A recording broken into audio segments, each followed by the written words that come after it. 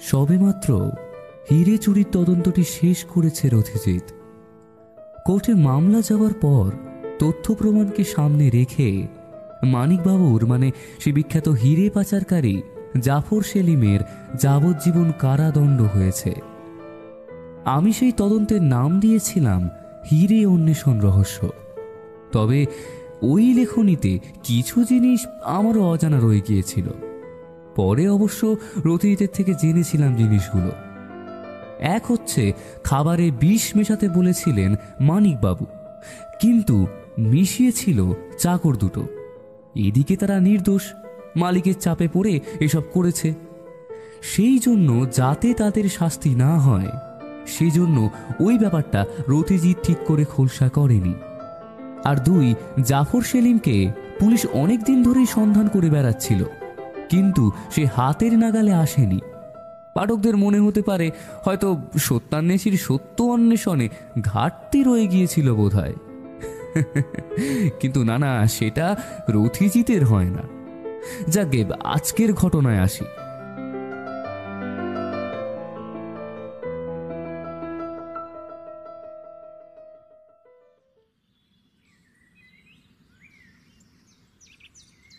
পরস্পর কেসের চাপে রথিজিৎ ভেতর থেকে ক্লান্ত হয়ে পড়েছে।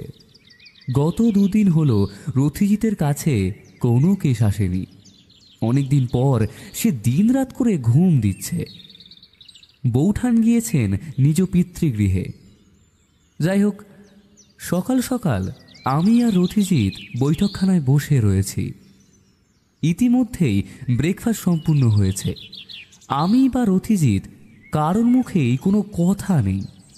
ভাবলেশীনভাবে দুজনেই বসে রয়েছি। এমন সময় বুকু মানে আমাদের বাড়ির ভৃত্য বেচুর ছেলের আগমন হলো। সে মাঝে মাঝেই এখানে চলে আসে।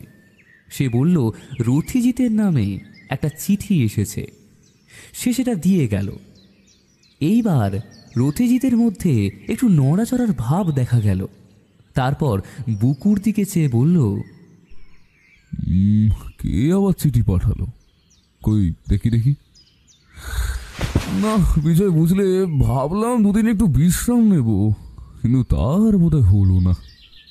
আহা, আগে খুলেই দেখো না কি হয়েছে। রথিজিৎ চিঠির কভারটা ছিঁড়ল। দু একবার চোখ বুলিয়ে নেওয়ার পরে তার মুখ ক্ষণিক উজ্জ্বল হয়ে উঠল, যেন জলাশয়হীন মরুভূমিতে সামান্য মরীচিকার সমাবেশ। আমি তাকে জিজ্ঞাসা করলাম, কি হে রথিজিৎ, কি হয়েছে? হঠাৎ এমন ভাব পরিবর্তন? সে সেটা আমার দিকে চেয়ে বলল, নাও নিজেই পড়ে দেখো। চিঠিটা নিলাম। বর্ধমানের শহর বিলাসপুরের ঠিকানা দেওয়া রয়েছে। আমি মনে মনে ভাবলাম, বিলাসপুর নামটা যেন কেমন শোনা শোনা লাগছে। কোথায় যেন শুনেছি। ও হ্যাঁ, জমিদার বীরসিংহ প্রতাপ আর তার ছেলে রানা প্রতাপ কলকাতার এক নিলামে এসেছিলেন। একটা কেসের তদন্তের জন্য আমি আর রথিজিৎ সেখানে উপস্থিত ছিলাম। আর রথিজিতের সাথে তাদের আলাপ যথেষ্ট ভালো ছিল। অনেকবারই তিনি আমাদের যেতে বলেছেন, কিন্তু আমাদের যাওয়া হয়ে ওঠেনি। যাক, সেসব কথা। এখন চিঠিতে আসি। চিঠিখান সংক্ষেপে এই যে, রানা প্রতাপ রথিজিৎকে তার গৃহে আমন্ত্রণ করেছেন। যদি কিছুদিনের জন্য সময় পায় তাহলে যেন সেখান থেকে অবশ্যই সে ঘুরে আসে। সঙ্গে এও লিখেছে যে আমাকে নিয়ে যেতে যেন না ভোলে।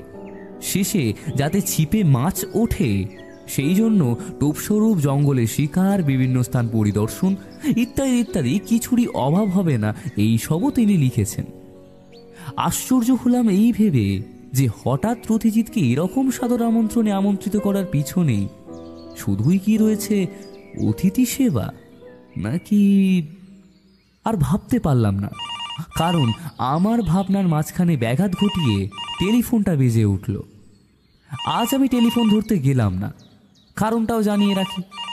গত 2 দিন পূর্বে বৌঠানের ফোন এসেছিল এবং সেই ফোনটি রথিজিৎ না তোলার দরুন আমাকেই তুলতে হয়েছিল। না না, এখানেই শেষ নয়, আরও শুনুন। পুরো ব্যাপারটি ছিল এই,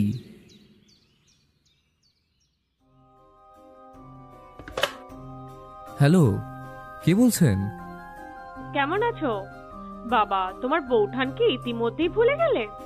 1 সপ্তাহ তো হয়েছে এসেছি।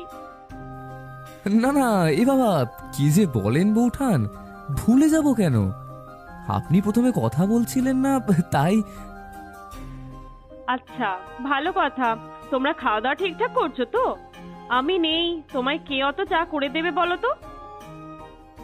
আপনি অত চিন্তা করবেন না বৌঠান, বেচা আছে তো। আচ্ছা, উনি সব ঠিকঠাক করছেন তো নাকি? আমি সত্যবাদী যুধিষ্ঠির না হলেও মিথ্যা বলি না, কিন্তু বৌঠানের সামনে কোনো ছলছুতোই কাজ করে না। তাই বললাম, হ্যাঁ করছে, তবে ওই বিগত কয়েকদিন ওর চাপ বেশ অনেকটাই, তাই সবকিছু একটু সময়কালীন হয়ে উঠছে না, কিন্তু তাও ওটা সমসাময়িক। আর আমাকে বলতে দিলেন না, তিনি রুদ্রমূর্তি ধারণ করলেন, বললেন, জানতাম তো, আমি নেই, এসব ছাড়া আর কি বা হবে। আর তোমাকেও বলিহারি ঠাকুরপো, তুমি কিছু বলতে পারলে না?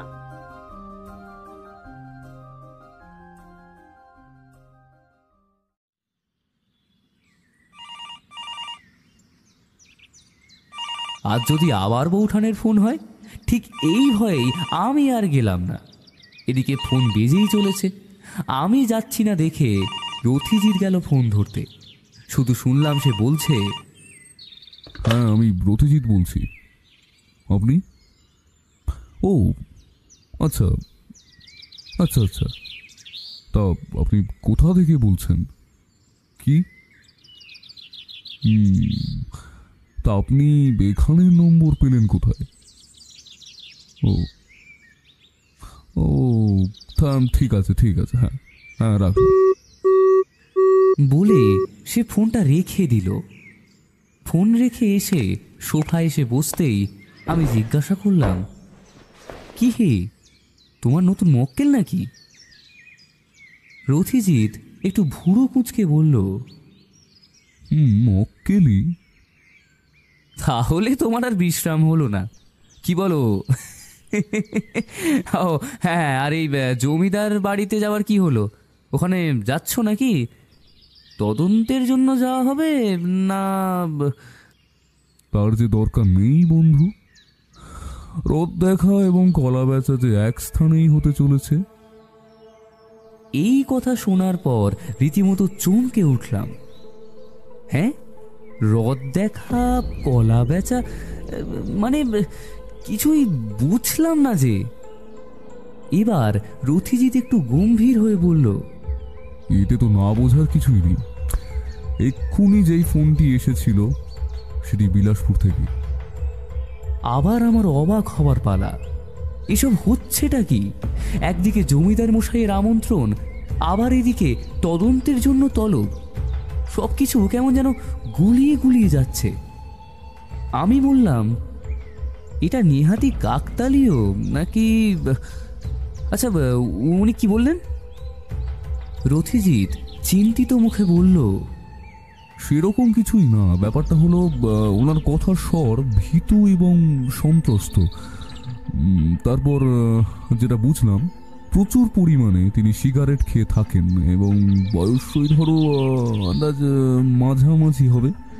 গলার স্বর একটু খ্যানখ্যানে আর লম্বায় খাটো, আর এর থেকে বেশি কিছু আমিও জানতে পারিনি। এইটুকু সময়ের মধ্যে এত কিছু জেনে ফেললে?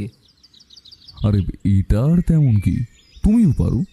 কিন্তু ওই যে বলেছি তোমাকে, দেখার দৃষ্টিকোণ, শোনা তীব্রতা, এসব একটু লাগে আর কি। যেমন বলি, শোনো, উনি আস্তে আস্তে কথা বলছিলেন, কিন্তু ওনার গলার স্বর আদেও অত আস্তে বা কোমল নয়। উনি কথা বলতে বলতে এই দিক ওই দিক তাকাচ্ছিলেন, যার কারণে কিছু কিছু সময় ওনার কথা একটু চেপে যাচ্ছিল আর নিঃশ্বাসের আভাস পাওয়া যাচ্ছিল। আর যখন রিসিভারটা তুললাম, তখনই আমি বুঝে গিয়েছিলাম উনি সিগারেট খান। কারণ যখন উনি ফোনটা রাখলেন, যখন উনি ফোনটা ধরলেন, তখন একটা সিগারেট ধরিয়েছিলেন। মানে আমার ধরতে দেরি হচ্ছে দেখে। শোনো, আরো তিনি আর ওটা ফেলেননি, এবং যেই মুহূর্তে আমি ফোনটা ধরলাম ঠিক সেই মুহূর্তে উনি ওটা ফেললেন এবং ধোঁয়াটা ছাড়ার জন্য উনি কয়েক সেকেন্ড সময় নিলেন এবং রিসিভারটার উপরে হাতটা রাখলেন যাতে সেই শব্দটা না আসে। কিন্তু বুথ যখন খুললেন তখন হাতটা সরে যেতে সামান্য সামান্য ওই ধরো আওয়াজটা শুনলাম, এবং ওটা খুবই ক্ষীণ। আর উনি খাটো, এই জন্যই বললাম না থাক, এটা না হয় একটু রহস্যই থাক, না হলে আবার সবাই ভাববে তুমি তাই সহজ। কি কিছু বুঝলে?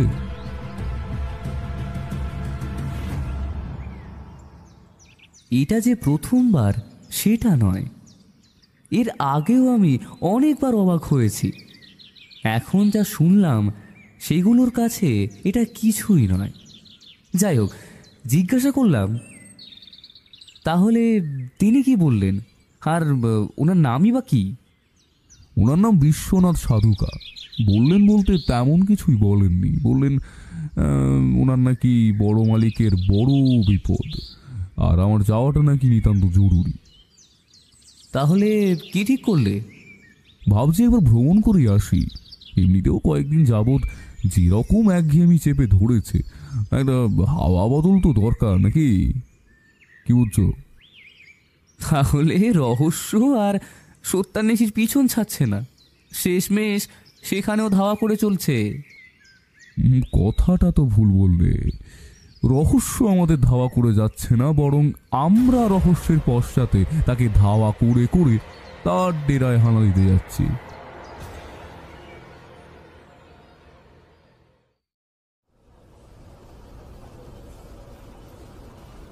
সন্ধ্যার মধ্যেই আমরা বিলাসপুর পৌঁছে গেলাম। রথিজিৎ আগেই টেলিগ্রাম করে দিয়েছিল। বাসে করে হাওড়া স্টেশনে গিয়ে সেখান থেকে সোজা দিলাম বর্ধমানের উদ্দেশ্যে রওনা। প্রায় 3.5 ঘন্টা সফরের পর গিয়ে পৌঁছলাম বিলাসপুরের জমিদার বাড়িতে। জমিদার বাবুর আতিথেয়তা দেখে খুবই প্রসন্ন বোধ করলাম। আমরা স্টেশনে নামা মাত্রই দেখলাম একটা লোক, ওই লম্বায় মাঝারি, মাথার অর্ধেকটায় চুল নেই বললেই চলে। ওনার গলাটা শুনে মনে হলো যেন আদরে মাখো মাখো হয়ে আছেন। তিনি বললেন,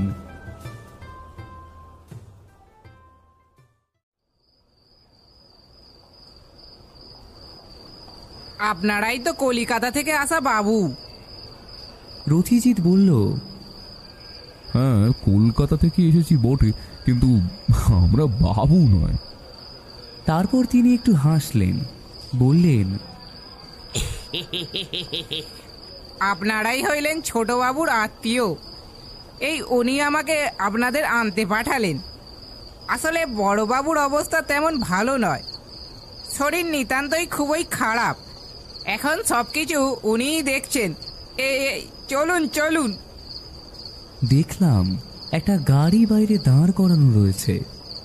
এরপর রথিজিৎ জিজ্ঞেস করল, আচ্ছা, তোমার নাম কি? আমার নাম বিষ্ণুধর। আমি ওই বাড়ির প্রধান চাকরের মতো। তা চলুন চলুন তাড়াতাড়ি, এক্ষুনি হয়তো বৃষ্টি চলে আসবে।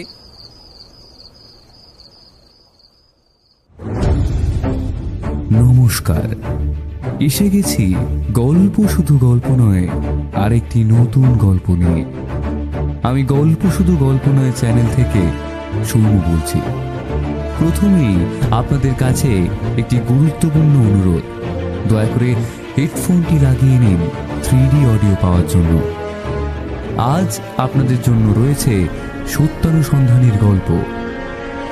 শুরু হচ্ছে কালাচাঁদ পুতকুণ্ডুর লেখা জমিদার বাড়ি রহস্য।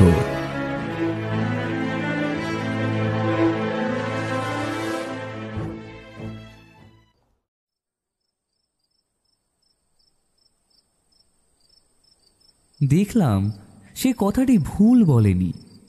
ইতিমধ্যেই হালকা হালকা মেঘ জমেছে। মেঘের আবছায়ায় চাঁদের আলো ঠিক করে দেখা যাচ্ছে না। আমি আর রথিজিৎ সেই গাড়িটিতে গিয়ে উঠলাম এবং গাড়ি দুরন্ত বেগে চলতে শুরু করলো। অনেক দূর যাওয়ার পর একটা বড় ফটকের সামনে এসে গাড়িটা থেমে গেল। গাড়িটা থামতেই দেখলাম সামনে থেকে একজন লণ্ঠন হাতে এবং আরেকজন তার পিছন পিছন আসছে।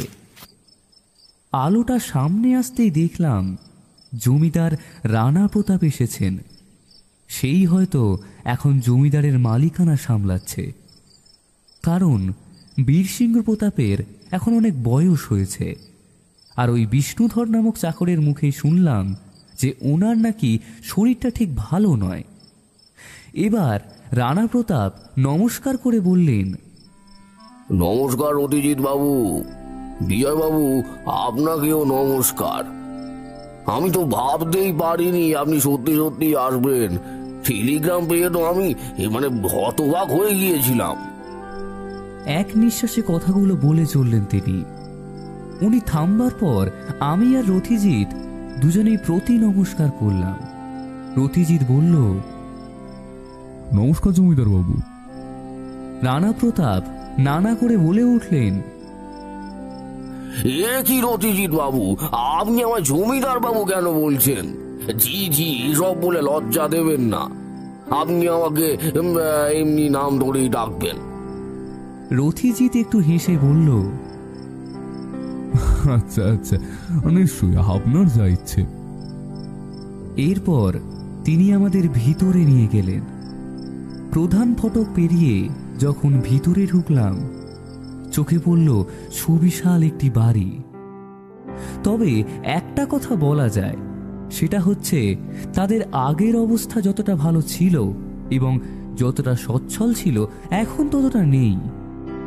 সুবিশাল বাড়ি হলে কি হবে, মেরামতের অভাবে কোথাও কোথাও একটু ফাটল দেখা দিয়েছে, কোথাও কোথাও একটু জীর্ণ হয়ে এসেছে। এইবার আমরা ভিতরে প্রবেশ করলাম, কিন্তু ভিতরে প্রবেশ করার সময় আমার সমস্ত ভুল ভ্রান্তি একেবারে দূর হয়ে গেল। সেখানের সাজসজ্জা নিয়ে যদি বলতে শুরু করি তাহলে হয়তো আর শেষ হবে না। রতিজিৎকেই দেখলাম কেমন অভিভূতর মতো দেখছে। বুঝলাম সেও বেশ মুগ্ধ হয়েছে। আমাদের থাকার ব্যবস্থা করা হয়েছে অন্দরমহলের পরে অতিথিশালায়। সেই ঘরগুলোর শোভাও নেহাত কিছুতেই কম নয়। সেই দিনটা বিশেষ কথাবার্তা হলো না। আমরা এতটা পথ এসেছি, ক্লান্তি খানিক ছিল, সেই দরুন আমরা তাড়াতাড়ি খেয়ে শুয়ে পড়লাম। প্রথম দুটো দিন মাঝে মাঝে খাওয়া দাওয়া আর গল্পের মাঝেই কেটে গেল। এই দুদিনের আয়েশ ছিল কল্পনাতীত। তৃতীয় দিন আমি এবং রথিজিৎ ঠিক করলাম, যাক, হায় সারা মনে হলো, এবার একটু বেরিয়ে ঘোরাফেরা করা যাক।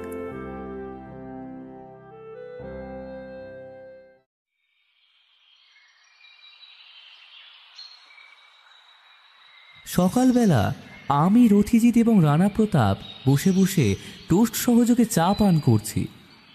এমন সময় দেখলাম একটি মধ্যবয়স্ক লোক এসে হাজির হয়েছেন। গত 2 দিন গেল এনাকে কই দেখতে পাইনি।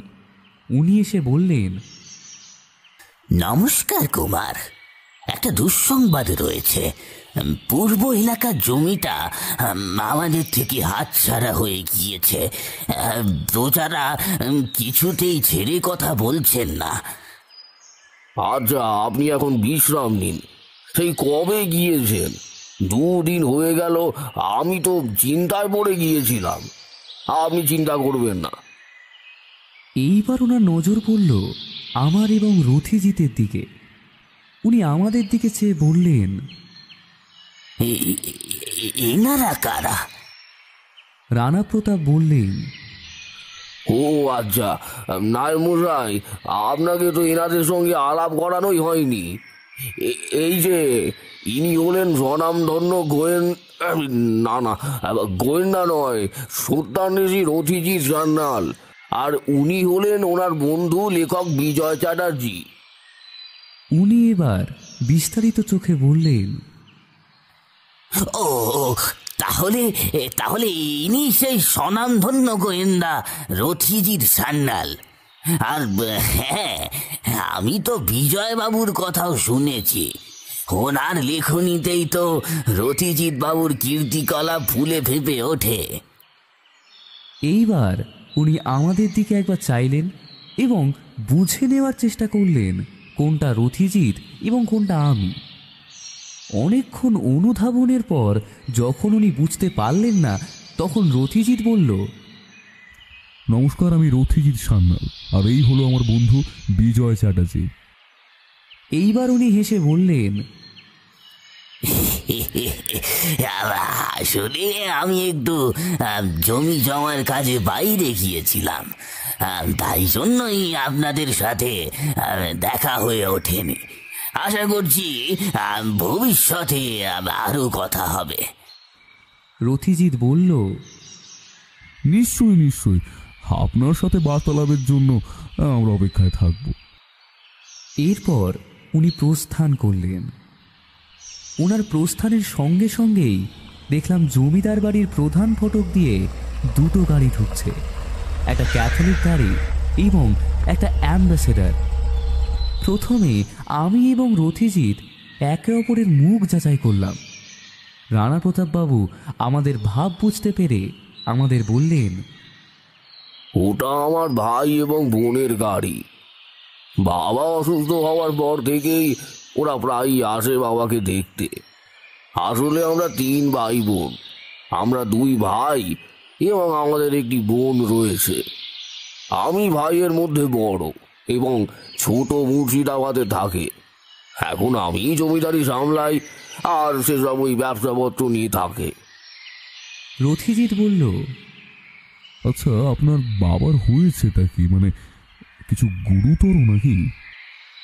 এইবার রানা প্রতাপবাবু উত্তর দিলেন, আসলে দেখুন, বৈদ্য তো প্রায় রোজই আসছে। তার একটাই কথা যে বাবা নাকি মানসিক দিক দিয়ে খুবই ভেঙে পড়েছেন। ওনার উপর নাকি খুব মানসিক চাপ রয়েছে। সেই জন্যই উনি নাকি ধীরে ধীরে অসুস্থ হয়ে পড়ছেন এবং মানসিক চাপের জন্য ধীরে ধীরে সেটা শারীরিক প্রতিক্রিয়াতেও অংশগ্রহণ করেছে। কিন্তু রথিজিৎ বাবু, মানে আমি কিছুতেই বুঝতে পারছি না যে বাবার হঠাৎ মানসিক চাপের কারণ কি। দেখুন, আমি জমিদারি দেখি এবং জমিদারি সংক্রান্ত যা চিন্তা ভাবনা থাকে সেগুলো আমি করে থাকি। আর বাবা তো অনেক দিন আগেই জমিদারি দেখাশোনা ছেড়ে দিয়েছিলেন। উনি অসুস্থ হওয়ার আগে বইপত্র পুঁথি এসব নিয়ে থাকতেন। বলতে পারেন একটু ধার্মিক হয়ে গিয়েছিলেন। এইবার এই কথাটা শুনে আমি কেমন একটু টলে উঠলাম। এই রকম চেহারা যার, তিনি সন্ন্যাস নিয়েছেন।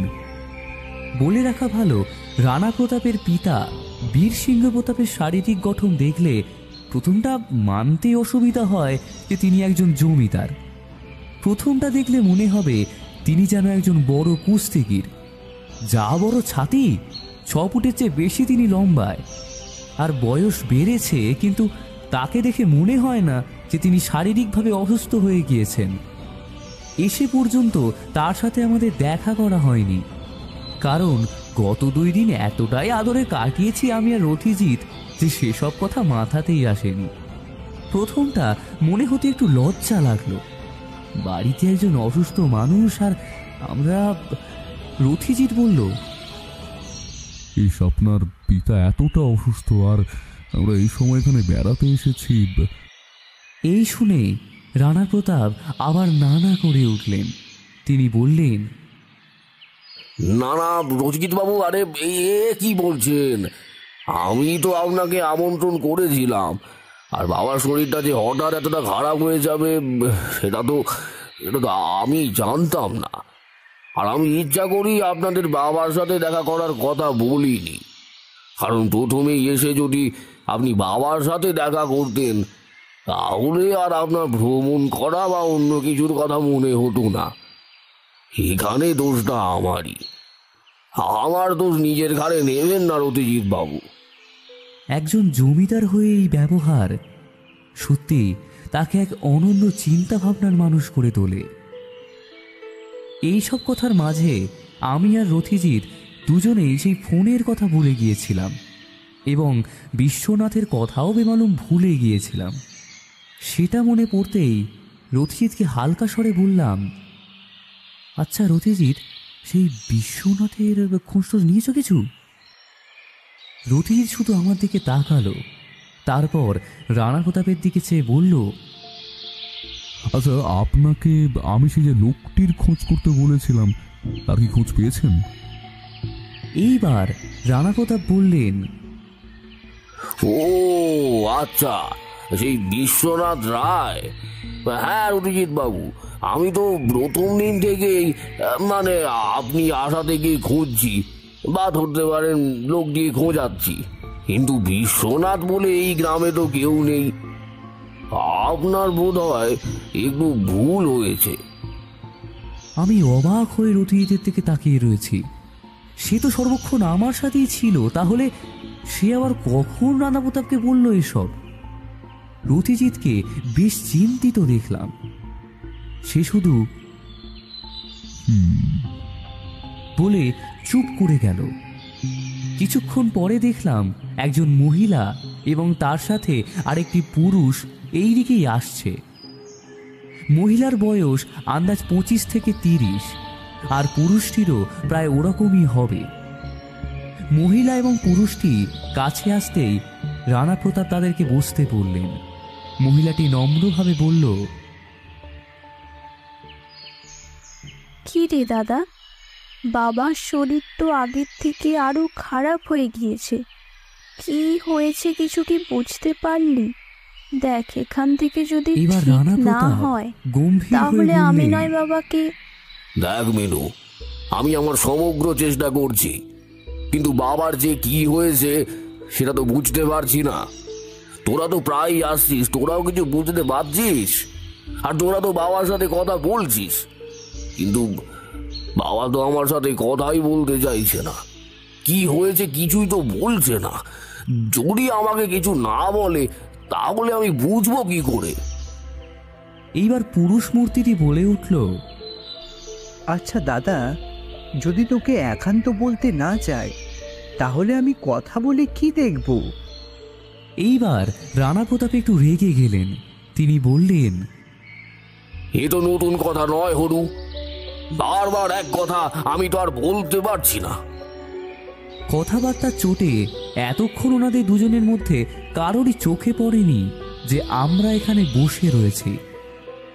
এবার চোখ পড়তে তারা যেন অবাক চোখে আমার দিকে দেখলেন। যেহেতু পারিবারিক বিষয়ে আলোচনা হচ্ছে, সেজন্য আমি আর রথিজিৎ একটু অপ্রস্তুত বোধ করলাম। তখন সেই মহিলাটি আমাদের দিকে চেয়ে বললেন, এনারা কে দাদা? এবার রানা প্রতাপ আমাদের দিকে চেয়ে বলতে যাচ্ছিলেন, এমন সময় রথিজিৎ বলল, নমস্কার, আমি রথিজিৎ সান্যাল এবং ইনি হচ্ছেন আমার বন্ধু লেখক বিজয় চ্যাটার্জি। এই কথা শোনার পরেই সেই মহিলাটি এবং পুরুষটি দুজনেই প্রথমটা চমকে উঠলেন। তারপর চমক ভেঙে কিছুক্ষণ পরে মহিলাটি বললেন, আমার নাম মিনতি। তা আপনারা এখানে? রথিজিৎকে দেখলাম ওনার প্রশ্নের জবাব দিতে হবে দেখে স্বাচ্ছন্দ্য বোধ করছে।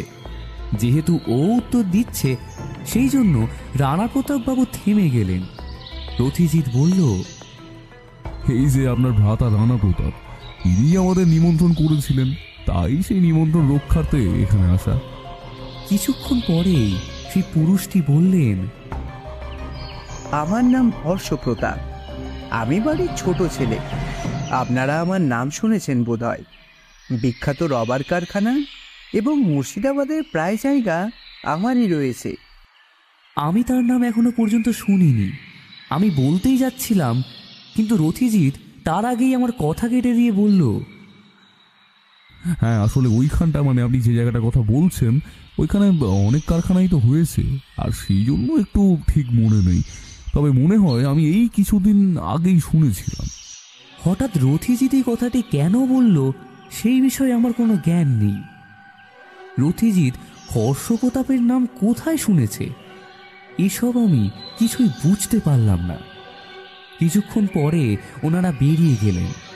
তারপর রানা প্রতাপ বললেন, আসলে রথিজিৎ বাবু, ইদানিং সময় ভালো যাচ্ছে না, বুঝলেন? আপনাকে বলাটা উচিত হবে না। আপনি অতিথি মানুষ, আপনি ঘুরে বেড়াতে এসেছেন, সেখানে তার মধ্যখানে, কিন্তু কি করি বলুন তো। এতক্ষণ পরে গত দুদিনের পর যেন মনে হলো রথিজিতের মুখে একটু উজ্জ্বলতা দেখা দিয়েছে। যতই হোক, যেমন লণ্ঠনে তেল না দিলে তার আগুন জ্বলতে পারে না, ঠিক তেমনই সত্যান্বেষী রহস্য না পেলে তার যেন মনটা কেমন একটু বিষাদে ভরে যায়। রথিজিৎ বলল, না না, আপনি বলুন কি বলবেন। দেখুন, দুদিন আমরা এদিক ওদিক ঘুরলাম, আপনি ঘুরিয়েছেন এবং যথেষ্ট বিশ্রাম করেছি। তাই এবার যদি আপনার একটু সাহায্য লাগতে পারি, তার মন্দ কি বলুন। আর রহস্য ভেদ করতে আমার ভালোই লাগে, সেই জন্যই তো সত্যান্বেষী, তাই না? রথিজিতের মুখে এরূপ মন্তব্য শুনে রানা প্রতাপ যেন একটু ভরসা পেলেন, কিন্তু উনি যেন ঠিক প্রসন্ন বোধ করছেন না। আসলে বুঝলাম তিনি খুবই অমায়িক মানুষ। অতিথি মানুষকে নিজের সমস্যার কথা বলে তিনি বিরক্ত করতে চাইছেন না, কিন্তু পরিস্থিতি এতটাই খারাপ যে তাকে তার বিরুদ্ধেই যেতে হচ্ছে। তিনি বলতে শুরু করলেন, দেখুন রথিজিৎ বাবু, আমাদের বিষয় সম্পত্তি কম নেই, আর আমার প্রপিতামহের আমল থেকেই আমাদের এই বিলাসপুরের গ্রামে আমরা প্রজা শাসন করে আসছি। শুধু প্রজারা নয়, এখানকার জমিদাররা, মানে আমার প্রপিতামহরাও, আমার নিজের পিতামহ এবং তার পিতামহ সবাই বেশ প্রজাপরায়ণ ছিলেন। কখনোই প্রজাদের সঙ্গে তাদের বিবাদ ঘটেনি, কিন্তু কিন্তু ইদানিং তাই ঘটেছে। জমি জমা নিয়ে মামলাচারি করছে, বিভিন্ন উপায়ে তারা কিভাবে আমাদের অপদস্থ করা যায় সেই সব ভাবনা চিন্তা করছে। রথিজিৎ বাবু, আমি কিছুই বুঝতে পারছি না যে এইসব কেন হচ্ছে। এতদিন তো জমিদারি রয়েছে, কিন্তু এতদিনে জমিদারিতে এরকম তো কোনোদিন কিছু হয়নি। হঠাৎ এরকম কেন? আমি যখন জমিদারির ভার নিলাম তখন সবকিছু ঠিকঠাকই ছিল, কিন্তু ধীরে ধীরে। রথিজিৎ ওনাকে থামিয়ে দিয়ে জিজ্ঞাসা করল, আচ্ছা, যিনি এসেছিলেন তিনি আপনার কে হন? মানে এই মহিলাটি আপনার বোন হন, তাই তো? আর ওই পুরুষটি আপনার ছোট ভাই, তাই না? প্রতাপ বললেন, হ্যাঁ, আপনি ঠিকই ধরেছেন। এবার রথিজিৎ বলল, দেখুন, খারাপ ভাববেন না, কিন্তু আপনার ছোট ভাই এবং আপনার বোন যখন আপনি জমিদারিত্ব গ্রহণ করেন তখন কি তারা এখানে উপস্থিত ছিল না? এটি তাদের মত ছিল, মানে বুঝতে পারছেন তো? তিনি সোজা হয়ে বসলেন। তিনি বললেন, না না রথিজিৎ বাবু, ওরা কোনোদিনই আমার বিপক্ষে ছিল না। আমার বোনের তো সেই কবে বিবাহ হয়ে গিয়েছে, আর আমার ভাই সে তো অনেকদিন পূর্বে এই বাড়ি ছেড়ে চলে গিয়েছে। তাই তারা বা তাদের এই বাড়ি সম্পর্কে বা জমি জমা সম্পর্কে আগ্রহ আছে বলে আমার মনে হয় না। আর রথিজিৎ বাবু, আপনি বোধহয় ওদের কথাবার্তাগুলো দেখেই এরকম বলছেন।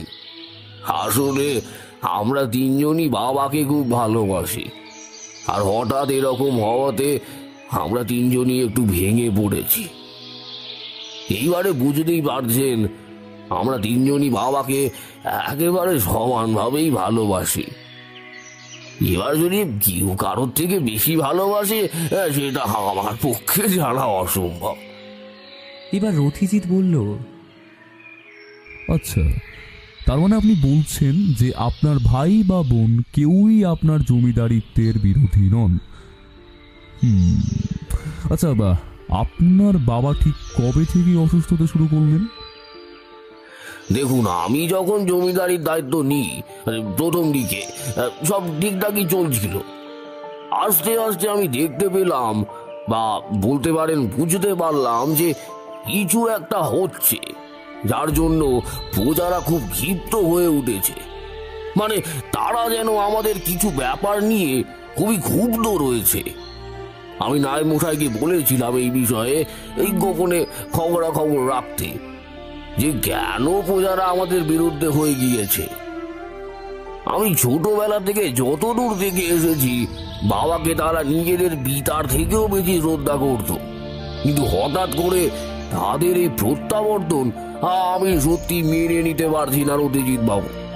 আমি কোনোদিনও ভাবতে পারিনি যে আমাকে এই সমস্যা নিয়ে কারো দ্বারস্থ হতে হবে। রথিজিৎ বলল, তার মানে দেখা যাচ্ছে যে প্রজারা কোনো বিষয়ে অসন্তুষ্ট। আচ্ছা, আপনি প্রজাদের সঙ্গে কোনোদিনও এই নিয়ে কথা বলার চেষ্টা করেননি? দেখুন, আমি চেষ্টা করেছিলাম, কিন্তু তারা যেন আমার সঙ্গে কথা বলতেই রাজি নয়, মানে বলতে পারেন আগ্রহী নয়। আমি তাদের সাথে কথা বলার চেষ্টা করেছি, কিন্তু তারা কেমন যেন একটু মানে কিরকম একটা ভাব নিয়ে আমাকে সবসময় এড়িয়ে গিয়েছে। এবং যখনই আমি তাদের সাথে কথা বলতে যাই, তারা যেন কেমন একটা চোখে আমাকে দেখে, যেন আমি ওদের থেকে মানে কিছু থেকে বঞ্চিত করে রেখেছি। এসব দেখার পরে আমার তাদের সামনে যাওয়ার মনোভাবটাই হারিয়ে গিয়েছিল। তাই আমি নায়েব মশাইকে বলেছিলাম যে তিনি যেন তাদের সাথে কথা বলেন। কিন্তু নায়েব মশাই আমাকে যে জানিয়েছিলেন যে প্রজারা নাকি মারাত্মকভাবে ক্ষেপে উঠেছে, তারা নাকি আমার জমিদারত্ব নিয়ে মোটেও খুশি নয়। আমি তখন নায়েবকে জিজ্ঞাসা করেছিলাম যে কেন তারা খুশি নয় বা আমার দিক থেকে কোন ভুল হচ্ছে। আমি নিজেও নায়েব মশাইকে বারংবার এই প্রশ্ন করেছি, এবং শুধু নায়েব মশাইকে নয়, আমি নিজেও নিজেকে প্রশ্ন করেছি। কিন্তু বিশ্বাস করুন রতিজিৎ বাবু, আমি কোনোদিন প্রজাদের কিছু থেকে বঞ্চিত করিনি। তাদের যথেষ্ট কর আমি মোচন করি। আমি তাদের যেই টাকাটা প্রাপ্য সেই টাকা আমি তাদের দান করি। প্রত্যেক মাসে বস্ত্র দানও হয়, এবং সব থেকে বড় কথা, যখন তারা ফসল ফলায় দামের চেয়েও বেশি পরিমাণে কিনি, যাতে তারা এইটা না বুঝতে পারে যে তাদের উপর কেউ দয়া করছে। এরপরেও যদি রতিজিৎ বাবু আমাকে এটা শুনতে হয় যে আমি নাকি তাদের উপর ন্যায্যকারিতা করছি না, তাহলে আর কি বলার থাকে বলুন তো রতিজিৎ বাবু। আমিও বুঝলাম ব্যাপারটা। রথিজিৎকে দেখলাম কেমন যেন আনমনা হয়ে গিয়েছে। ব্যাপারটা যতটা শুনলাম কিরকম যেন অদ্ভুত লাগলো। যেই মানুষটি এতটা প্রজাপরায়ণ, তার বিরুদ্ধে প্রজাদের এইরকম মনোভাব, এটা তো স্বাভাবিক নয়। রথিজিৎ বলল, আচ্ছা, তারপর কি হলো? মানে তারপর কি এই চলছে, নাকি আরো বিষয়টা খারাপের দিকে গেছে, নাকি আরো ভালো কিছু হয়েছে? আসলে জিজ্ঞাসা করছি যে পরিস্থিতি এখন কেমন? রানা প্রতাপ বললেন, পরিস্থিতি মোটেও ভালো না রতিজিৎ বাবু। প্রজারা আজ বা কাল বিদ্রোহ রাখবে। আমি বুঝতে পারছি না কি করব। আসলে সেটি ঠেকাতে গিয়েছিলেন এবং আমার মনে হয়েছিল উনি ঠেকিয়ে দেবেন, কিন্তু ওনার চোখ মুখ দেখে আমি বুঝতে পারছি যে উনি ঠেকাতে পারেননি। আপনারা বসে রয়েছেন বলে উনি বেশি কিছু বললেন না, কিন্তু আমি বুঝতে পেরেছি যদি জমিদারিটা আমি আমার ভাইকে শোভে না দিই, বা আমি এখান থেকে পদচ্যুত নিজে থেকেই না হই, তাহলে হয়তো। রথিজিৎ বলল, দাঁড়ান, অতটা উতলা হবেন না। আমাদের কাছে কি বললেন আপনি? কালকে বিদ্রোহ ডাকবেন, তাই তো? তার মানে আমাদের কাছে এখনো একটা গোটা দিন রয়েছে, আর আমার মনে হয় সেটাই আমার জন্য যথেষ্ট। আচ্ছা, আমি আপনাকে কয়েকটা প্রশ্নের উত্তর জিজ্ঞাসা করব এবং পরপর সেটি আপনি উত্তর দেবেন। রথিজিতের এই রকম কথাবার্তায় রানা প্রতাপ কেমন যেন বিস্মিত হয়ে গেলেন। হয়তো তিনি মনে মনে ভাবলেন যে বলে কি, এতদিন ধরে আমরা চেষ্টা করলাম, কিছু হলো না, আর এই লোকটি একবার বললেই, তাও যেন তিনি একটা আলোর আশা দেখতে পেলেন। তিনি কিছুক্ষণ বিস্মিত থেকে তারপর নিজেকে ধাতস্থ করে বললেন, কি বলছেন রতিজিৎ বাবু? আপনি সব ঠিক করে দেবেন? মানে আপনি খুঁজে বার করবেন যে এর পিছনে কে রয়েছে? দেখুন রতিজিৎ বাবু, আমি মানে মানে বলতে নেই তবুও বলছি, আমার মনে হয় যে এই কুচক্রের পিছনে এই এই এই জমিদার বাড়িরই কেউ কেউ একজন রয়েছে, এবং যে রয়েছে সে নিতান্তই একা নয়, বা তার বুদ্ধি বেশ প্রখর। কারণ আমাদের বিরুদ্ধে, মানে এই জমিদার বাড়ির বিরুদ্ধে চক্রান্ত করা বা প্রজাদের খ্যাপানো, এটা কোনো সহজ কথা নয়। যাই হোক, আপনি কি বলছিলেন তা বলুন। প্রথম কথা হলো, আপনি সন্দেহ করেন যে এই জমিদার বাড়ির কেউই এর সঙ্গে লিপ্ত হয়েছে, তাই তো? ওনার মাথা যেন আপনা থেকেই নত হয়ে এলো। উনি স্বল্প স্বরে বললেন, হ্যাঁ রতিজিৎ বাবু। আচ্ছা, এবার আমাকে বলুন যে আপনি তখন বললেন, মানে আমি শুনলাম যে আপনার বাবার সঙ্গে আপনার এখন ভালো মতো কথা হয় না, কিন্তু আমি যতটা জানি বা দেখেছি, আপনি আপনার বাবার সব থেকে কাছের সন্তান, মানে আপনাকে আপনার বাবা সব থেকে বেশি ভালোবাসেন। দেখুন, লজ্জা পাবেন না বা কিছু লুকোবেন না, যা সত্যি সেটা আমাকে বলুন, না হলে এত তাড়াতাড়ি এই তদন্তের উপর কিছুতেই আলোর রোশনি পড়বে না। হ্যাঁ রতিজিৎ বাবু, কথাটা অনেকটা ঠিক, তবে আমার মনে হয় না যে আমাকে সব থেকে বেশি ভালোবাসতেন। হ্যাঁ, একটু আমার বড়োয়া করতেন বটে। আচ্ছা, এটা বুঝে গেছি। আচ্ছা, এটা বলুন তো যে আপনার সঙ্গে আপনার বাবার কথা বলা কেন বন্ধ হলো, এবং সেটা কবে হলো আর কি করে হলো? জানি না রতিজিৎ বাবু, কি করে হলো বা কেন হলো জানি না, তবে কবে থেকে হলো সেটা আমার পরিষ্কার মনে রয়েছে। যবে থেকে ধরুন এই প্রজারা আমাদের বিরুদ্ধে যেতে শুরু করলো, তার কিছুদিন পর থেকেই যেন বাবা কেমন অসুস্থ বোধ করতে লাগলো। আচ্ছা, তখন কি আপনি এই বাড়িতেই একাই ছিলেন নাকি সবাই? না, তখন বাড়িতে একটা বলতে পারেন ছোট করে অনুষ্ঠান ছিল, সেই জন্য বাড়িতে অনেক অতিথিও এসেছিলেন। তারপর থেকেই, মানে বলতে পারেন সেই অনুষ্ঠানের পর থেকেই যেন বাবা একটু একটু করে অসুস্থ হতে শুরু করলেন, এবং তারপর বৈদ্য ডাক্তার সবই এলো। এসবের পরে বাবা আস্তে আস্তে ওষুধ খাচ্ছিলেন এবং সেরেও উঠছিলেন, কিন্তু সমস্যাটা শুরু হলো কিছুদিন পর থেকে। বাবা কেমন যেন হয়ে যেতে লাগলেন, উনি কথায় কথায় রেগে যান, তারপরে ঘান্না দান্না কিরকম যেন একটা ব্যবহার করতে শুরু করলেন। সারাক্ষণ বিছানায় শুয়ে থাকেন এবং একটাই কথা বলেন যে তিনি নাকি সব কিছু আর ধরে রাখতে পারলেন না। আসলে বাবা সবসময় চাইতেন যে একজোট হয়ে আমরা যেন সবসময় সুখে শান্তিতে থাকি, কিন্তু আমার মনে হয় রতিজিৎ বাবু, বাবা কোথাও থেকে ওই গ্রামবাসীর কথাগুলো জানতে পেরেছিলেন।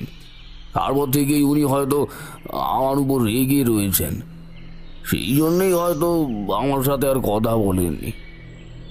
আচ্ছা, আপনার কাকে সন্দেহ হয়? মানে আপনার কি কাউকে সন্দেহ হয় যে ইনি হতে পারেন বা উনি হতে পারেন? না না রতিজিৎ বাবু, আমার কাউকে সন্দেহ হয় না, আর আমি কাকেই বা সন্দেহ করব? এটা আমার শেষ প্রশ্ন। এরপর আপনি একবার নায়েব মশাইকে, আচ্ছা শুনুন, বলছি যে বাড়িতে যারা রয়েছেন, দেখুন সেই আত্মীয়দের তো এখন ডাকাটা অসম্ভব। তার আগে প্রথমে একটা কথা বলে রাখি, আপনাদের গোটা বাড়িতে কে কে রয়েছে, মানে চাকর বাকর মিলে সবাই, মানে কতজন? দেখুন রতিজিৎ বাবু, আমার স্ত্রী তার পুত্রকে নিয়ে তার পিতৃগৃহে গিয়েছে। ছোটর এখনো বিয়ে হয়নি, আর আপনি তো জানেনই মিনুর বিয়ে হয়ে গিয়েছে, আর ওর স্বামী থাকে ওই মুর্শিদাবাদে, মানে আমার ছোট ভাইয়ের আশেপাশেই ও থাকে আর কি। আর চাকর বাকর বলতে পুরনো চাকর বিষ্ণু এবং নতুন দুটো চাকর রামু আর হরি, আর একজন রয়েছে সে ওই মাঝে মাঝে রান্না বান্না করে। আর যেহেতু বাবার এখন শরীরটা খারাপ, তো সে বাবার আশেপাশেই প্রায় সময় থাকে। এই হলো আমাদের সংসার। ও হ্যাঁ, নায়েব মশাইয়ের কথাটা তো ভুলেই গিয়েছিলাম, উনিও আমাদের সঙ্গেই থাকেন। এত বড় বাড়ি, উনি প্রথমে বলেছিলেন ওনার বাড়িতেই থাকবেন, আমি ওনাকে বারণ করলাম যে এত বড় বাড়ি রয়েছে, ঘরগুলো তো শুধু শুধু পড়েই রয়েছে, আপনি আপনি এখানেই থাকুন। তাহলে আপনি এক কাজ করুন, আপনি প্রথমে গিয়ে নায়েব মশাইকে ডেকে দিন, তারপর চাকর বাকরদের ডেকে দিন, এবং এরপর যদি সম্ভব হয় আপনার কনিষ্ঠ ভ্রাতা এবং আপনার বোনটিকে একবার যদি ডেকে দিতেন, তাহলে আমার জিজ্ঞাসাবাদ করতে একটু সুবিধে হতো। তার মানে রতিজিৎ বাবু, আপনি সত্যিটা অনুধাবন করেছেন, কিন্তু গ্রামের সবার সাথে তো আপনার কথা বলার দরকার, সেখানে আমাদের বাড়ি সকলকে জিজ্ঞাসাবাদ। দেখুন, আমি জানি হয়তো এতে আপনার একটু সংকোচ বোধ হচ্ছে, কিন্তু যদি আমি এটা না করি তাহলে আমি কিছুই বের করতে পারবো না। আর আপনি চিন্তা করবেন না, যেহেতু আমি একবার এই তদন্তে নেমেছি, তো আমি এর শেষ না দেখে ছাড়বো না। আর হ্যাঁ, আর আমার উপর বিশ্বাস রাখুন, আশা করছি কাল সকালের মধ্যে কিছু একটা জানাতে পারবো। রানা প্রতাপ বাবু আর কিছু বললেন না, তিনি উঠে গেলেন। কিছুক্ষণ পরেই এখানে এসে আবারও হাজির হলেন। আসলে আমি মনে মনে অনেক কিছু ভাবছিলাম, এও ভাবছিলাম যে বিশ্বনাথ কোথায় গেল, আবার ভাবছিলাম যে ঘুরতে এসে এ আবার কি শুরু হলো। যাই হোক, এইসব ভাবনা চিন্তায় ইতি টানতে হলো, কারণ নায়েব মশাই ইতিমধ্যে এসে গিয়েছেন। রথিজিৎ বিনা বাক্য ব্যয় করে সোজাসুজি প্রশ্ন করল, আচ্ছা নায়েব মশাই, এই যে বড় জমিদার বাবু মানে বীরসিংহ প্রতাপ বাবুর যে অসুখ হয়েছে, তার পিছনে কি কারণ থাকতে পারে বলে আপনার মনে হয়? নায়েব মশাই বললেন, দেখুন রতিজিৎ বাবু, আমি তো ডাক্তার বদ্যি নই, তবে আমার মনে হয় বড় কুমারের কাজকর্ম বা ওনার জমিদারিতে যা যা হয়ে চলেছে সেটা ওনার পছন্দ হয়নি, সেই জন্য উনি একটু ক্রুদ্ধ হয়েছেন। তবে এটা কিন্তু তার শারীরিক অসুস্থতার কারণ নয়। সত্যি বলতে সেটা ঠিক আমার জানা নেই রতিজিৎ বাবু। সত্যি তার প্রত্যেকটা কথায় তীক্ষ্ণতার বুদ্ধির রেশ বর্তমান। এবার রথিজিৎ জিজ্ঞাসা করল, আর আপনার কি মনে হয় প্রজারা ক্ষেপে উঠেছে কেন, এবং তাদের জমিদার বাবুর বিরুদ্ধে মানে রানা প্রতাপ বাবুর বিরুদ্ধে তারা বিদ্রোহ রাখতে চায় কেন? সেটাকে কি আপনি সমর্থন করেন?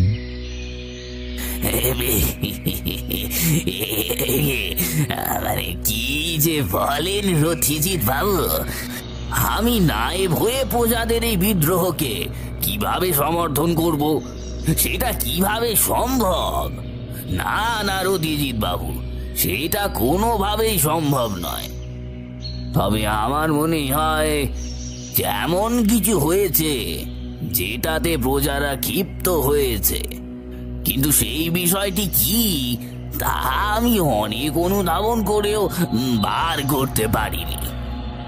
এইবার নায়েব মশাই একটু রহস্যময়ভাবে হেসে বললেন, এবার দেখুন, যদি আপনি কিছু বার করতে পারেন তাহলে তো আমরা পিছিয়ে যাই। বলুন, প্রজাদের এমন আচরণ অবশ্যই গ্রাহ্যনীয় নয়। এই দেখেই তো বড়বাবু মানে বীরসিংহ প্রতাপ বাবু খুবই ক্ষুণ্ণ হয়েছেন বলেই আমার মনে হয়। তা আপনি বলছেন যে রানা প্রতাপ ঠিকঠাক প্রজা পরায়ণ করতে পারেননি, তাই তো? তিনি আবার একটা রহস্যময় হাসি হেসে বললেন, আমি আগেও বলেছি, এখনো বলছি, আমি বড় কুমারের বিরুদ্ধেও নই, আবার প্রজাদের সঙ্গেও নই, কারণ আমি নিজেই কিছু জানি না। আসলে বীরসিংহ প্রতাপের আমলে আমাকে অনেক কাজ করতে হতো বটে, কিন্তু বড় কুমারের আমলে আমাকে তেমন কিছু করতেই হয় না। আমার দিক দিয়ে দেখতে গেলে তিনি দান ধ্যান করেন বটে, তাও যে কেন কিছুই বুঝতে পারছি না। আর আপনার বাকি কি মনে হয় এর পিছনে কে থাকতে পারে? মানে মানে প্রজারা তো আর এমনি এমনি বিদ্রোহ ডাকছে না। আমি আগেও বলেছি, এখনো বলছি, এভাবে সমস্যার সমাধান হবে না। আপনাকে সঠিকভাবে চেপে ধরতে হবে। আর সেটাই হয়তো আপনি ধরতে পারবেন না। দেখুন, আমি আপনার গুরুজন হয়েও শুধু একটা কথাই বললাম, দেখুন তাদের বিদ্রোহ আটকাতে পারেন কি না। আমার তো মনে হয় না আপনি পারবেন বলে। এবার এই বলে তিনি উঠে পড়লেন। উঠে পড়ার সঙ্গে সঙ্গেই দেখলাম মিনতি দেবী এসে হাজির। মিনতি দেবী এসেই বললেন, বলুন রথিজিৎ বাবু, আমাকে কেন ডেকেছেন? চিন্তা করবেন না, শুধু আপনাকে কয়েকটা প্রশ্ন জিজ্ঞাসাবাদের জন্য ডাকা হয়েছে। আমি বেশি সময় নেব না আপনার। হ্যাঁ, কি জিজ্ঞাসা করবেন করুন না, আমি সব প্রশ্নের উত্তর দিতে রাজি আছি। মহিলাকে দেখে বেশ ভালোই মনে হলো। এত কিছুর পরেও রথিজিতের সাথে বেশ ভালোই ব্যবহার করলেন। কিন্তু নায়েব মশাইকে দেখে মনে হলো তিনি যেন কেমন একটা রহস্যময়ভাবে কথা বললেন, যেন উনি রথিজিৎকে সোজাসুজি চ্যালেঞ্জ করলেন। মিনতি দেবীর পর এলেন রানা প্রতাপের ছোট ভাই হর্ষ প্রতাপ। দুজনের বার্তালাপই খুবই সুন্দর, কেউ নেই কোনো বিষয়ে। খুব সহজ সরলভাবেই দুজনকেই রথিজিৎ যা যা জিজ্ঞাসা করল ঠিক সেই উত্তরটি দিল। মিনতি দেবীকে যখন জিজ্ঞেস করল, আচ্ছা মিনতি দেবী, আপনার কি মনে হয় যে আপনার বাবার অসুখের পিছনে ঠিক কি কারণ রয়েছে? আমি মনে মনে ভাবছি যে রথিজিৎ তাকে এই একই প্রশ্ন কেন করছে। যাকে মিনতি দেবী উত্তর দিলেন, দেখুন রথিজিৎ বাবু, আমি তো ঠিক জানি না। দাদা বললেন ডাক্তার ভর্তি সবই দেখেছে, তাও যেন ঠিক ধরতে পারছে না কি হয়েছে। সেই জন্যই আমি চিন্তিত ছিলাম। আপনার সামনেই তো কথোপকথন হলো, এছাড়া আমি আর সেরকম কিছু জানি না। আচ্ছা, আপনি কি আরেকটা ব্যাপার সম্বন্ধে অবগত রয়েছেন যে আপনার দাদার বিরুদ্ধে সমস্ত গ্রামবাসী বিদ্রোহ ডাকতে চলেছে? হ্যাঁ, আমি ওটা নায়েব মশাইয়ের মুখ থেকেই শুনেছি। জানি না রথিজিৎ বাবু, হঠাৎ গ্রামবাসীদের এখানো আচরণ আমি ঠিক কিছুই বুঝতে পারছি না। আসলে জানি না রথিজিৎ বাবু হঠাৎ কি হয়েছে। বাবা অসুস্থ হয়ে পড়লেন, এদিকে গ্রামবাসীদের এরকম আচরণ, কিছুই বুঝতে পারছি না রথিজিৎ বাবু। খুব খারাপ লাগছে, বুঝলেন? আচ্ছা, যদি আপনাকে জিজ্ঞাসা করা হয় যে এর পিছনে কারো হাত রয়েছে কি, বা এই জমিদার বাড়ির কি কারো হাত রয়েছে, তাহলে আপনি কার নাম বলবেন? এইবার উনি যেন কেমন চমকে গেলেন। উনি বললেন, এ কি বলছেন? জমিদার বাড়িতে বা জমিদার বাড়ির মধ্যে থেকে কেউ যে কুচক্রে লিপ্ত থাকবে সেটা তো ধারণারই বাইরে, আর আপনি বলছেন যে সন্দেহ করতে। আচ্ছা, আপনার দাদাকে কেমন মনে হয়, বা আপনার ছোট ভাইকে বা নায়েব মশাইকে? দেখলাম তিনি বিরক্ত হলেন না। তিনি জবাব দিলেন, দেখুন রথিজিৎ বাবু, এগুলো এই প্রশ্নগুলো হয়তো করা আপনার উচিত নয়, এবং আমারও উত্তর দেওয়া উচিত নয়। কিন্তু সত্যি বলতে কয়েকদিন ধরে নায়েব মশাইয়ের ব্যবহার আমার কেমন যেন ঠিক মনে হচ্ছে না। কারণ উনি গ্রামবাসীদের সাথে প্রায় সময় থাকেন, কিন্তু তারপরেও উনি গ্রামবাসীদের বোঝাতে পারছেন না বা কিছু করতে পারছেন না। এই ব্যাপারটা আমার যেন কেমন লাগছে। কিন্তু বিশ্বাস করুন, আমার নায়েব মশাইয়ের প্রতি কোনো সন্দেহ বা এরকম কিছু নেই। শুধু আমার যা মনে হয়েছে আপনাকে তাই বললাম। এবার রথিজিৎ বিজ্ঞের মতো বলল, ঠিক আছে, আপনি এখন আসতে পারেন। উনি যেন ভেবেছিলেন রথিজিৎ আরও কিছু প্রশ্ন করবে, কিন্তু সেসব না করায় যেন তিনি একটু ক্ষুণ্ণ হলেন। তারপরে সে ভাবটা কাটিয়ে উঠে উনি চলে গেলেন। এরপর রথিজিৎ হেঁকে বলল, ও হ্যাঁ, বলছি মনে করে আপনার ছোট ভাইটিকে ডেকে দিন একবার। কিছুক্ষণ পরেই ওনার ছোট ভাই উপস্থিত হলো। ওনার ছোট ভাইকে দেখে একটু যেন সেই দম্ভে মাঝে মাঝে মাটিতে না পড়া মানুষদের মতো লাগলো। ওনার ছোট ভাই বললেন, দেখুন নায়েব মশাই আমাকে সবই বলেছে। আপনি যে যে প্রশ্নগুলো করেছেন তার উত্তর আমি আগেই দিয়ে দিচ্ছি। দেখুন, আমার একদমই সময় নেই, আমি এক্ষুনি বেরিয়ে যাব। তো কথা হচ্ছে যে আমার কাউকে সন্দেহ হয় না। তবে হ্যাঁ, ওই নায়েম মশাই, ওনাকে আমার ঠিক বিশ্বাস হয় না। যে চোখে আমাদেরকে দেখছে, আরে আমার জমিদার বংশের ছেলে, আমাদের ওপর নজরদারি, এটা আমার একেবারে সহ্য হয় না। আর যদি দাদার কথা বলে, আমি না জমিদার নিয়ে কিছু জানিও না এবং জানতেও চাই না। বিগত কয়েকদিন আগে উনি বলেছিলেন যে আমাকেই জমিদারিত্ব দিয়ে দেবেন। তিনি নাকি আর জমিদারিত্ব বহন করতে চান না। রথিজিৎ এবার হাসি মুখেই বলল, বাহ, আপনাকে তো মশাই কিছু জিজ্ঞাসা করতেই হলো না। আপনি তো ঠিক সেই প্রশ্নগুলোর উত্তর দিয়ে দিলেন যে প্রশ্নগুলো আমি আপনাকে করতে যাচ্ছিলাম। আপনাকে অসংখ্য ধন্যবাদ। আরেকটি শেষ প্রশ্ন আপনাকে করতে চাই। কি বলুন? আপনার বাবার এরকম অবস্থা হলো কি করে? কি মুশকিল মশাই, সেটা আমি জানবো কি করে? আপনি ডাক্তারকে জিজ্ঞাসা করুন, বৌদিকে জিজ্ঞাসা করুন। আমায় কেন জিজ্ঞাসা করছে? আমি এই বিষয়ে তো কিছুই জানি না। আপনি আমায় জিজ্ঞাসা করবেন না। এক কাজ করুন, আপনি দাদাকে জিজ্ঞাসা করতে পারেন। আমি এসব বিষয় নিয়ে সেরকম কিছুই জানি না। হ্যাঁ, অনুষ্ঠান একটা হয়েছিল, আপনাকে বলা হয়েছে কিনা জানি না। তারপর থেকেই বাবা কীরকম একটা করতে আরম্ভ করেছিল। আমি এবং এসেও ছিলাম। তারপর থেকে যাতায়াত চলছে, মানে প্রচুর সময় নষ্ট হচ্ছে, বুঝতেই পারছে। ব্যবসায়ী মানুষ, তার মধ্যে এসব যাতায়াত করা, আসা যাওয়া, একেবারে ওয়েস্ট অফ টাইম। সবই তো বুঝতে পারছেন। যাক গেও সব কথা। শুনলাম নাকি আপনি বিষয়টা তদন্ত করছেন। যাক, ভালো করছেন। সেই কুচক্রিতাকে ধরুন, আর হ্যাঁ, এবং ধরে তাকে কারাগারে নিক্ষেপ করুন এবং আমাদের শান্তি দিন। তিনি কিছুক্ষণ চুপ করে থাকলেন, তারপর বললেন, আচ্ছা, এবার কি আমি আসতে পারি? রথিজিৎ বলল, অবশ্যই, কেন নয়। চাকর বাকরদের সঙ্গে রথিজিৎ আর কথা বলল না। আগেই বলেছি যে সে বলেছে তার যখন দরকার হবে সে তখন তাদের সঙ্গে কথা বলে নেবে।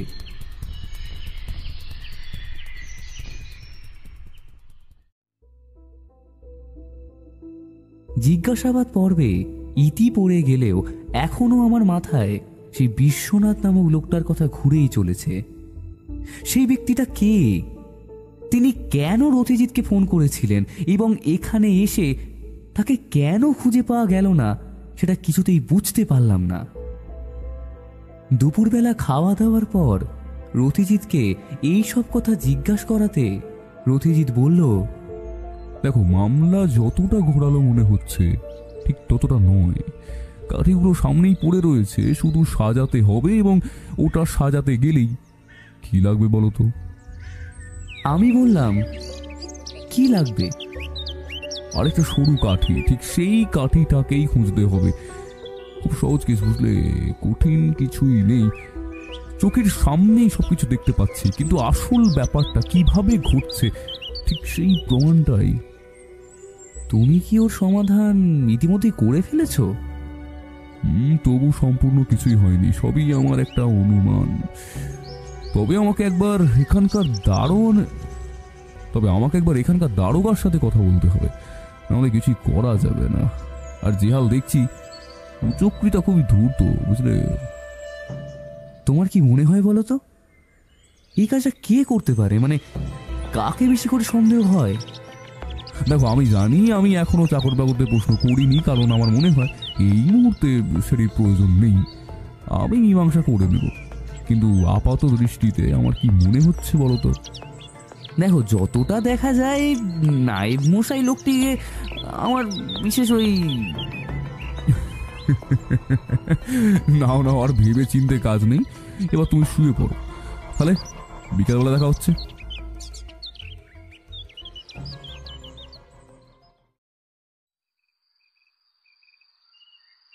ভাত ঘুম থেকে উঠে দেখি বিকেল অনেকটা গড়িয়ে গিয়েছে। পাশ ফিরে দেখি রথিজিৎ আর নেই। এটাই আমার সঙ্গে বারংবার হয়। বিকেলবেলা দেখা হচ্ছে বলে রথিজিতের সাথে আর দেখা পাওয়া যায় না। বাইরে গিয়ে জানলাম রথিজিৎ নাকি রানা প্রতাপের সঙ্গে এখানকার কার সাথে নাকি দেখা করতে গিয়েছে। সন্ধে হয় এই সময় রথিজিতের আগমন ঘটল। এতক্ষণ বাগানে ঘোরাফেরা করছিলাম। যেই মাত্র ঘরে ঢুকেছি চাকর এসে খবর দিল যে সবাইকে নাকি বসবার ঘরে ডাকা হয়েছে। সবাই যেন এক্ষুনি গিয়ে বসবার ঘরে উপস্থিত হয়।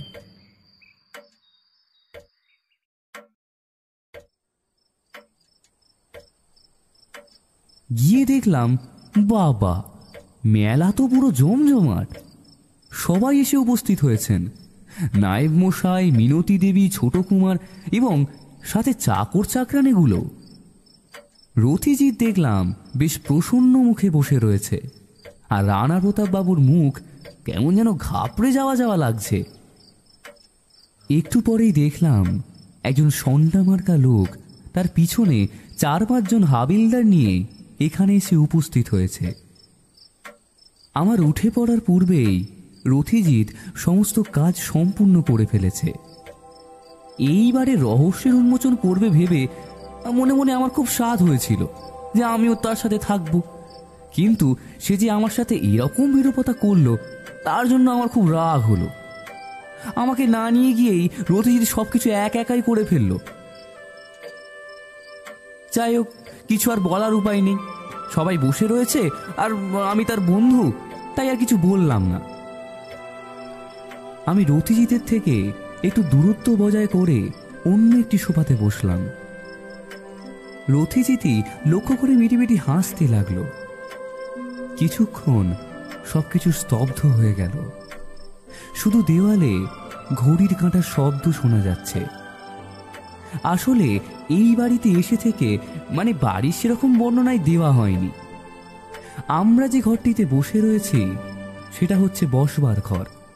দামি দামি কুশন এবং সোফা সেটে ভর্তি রয়েছে।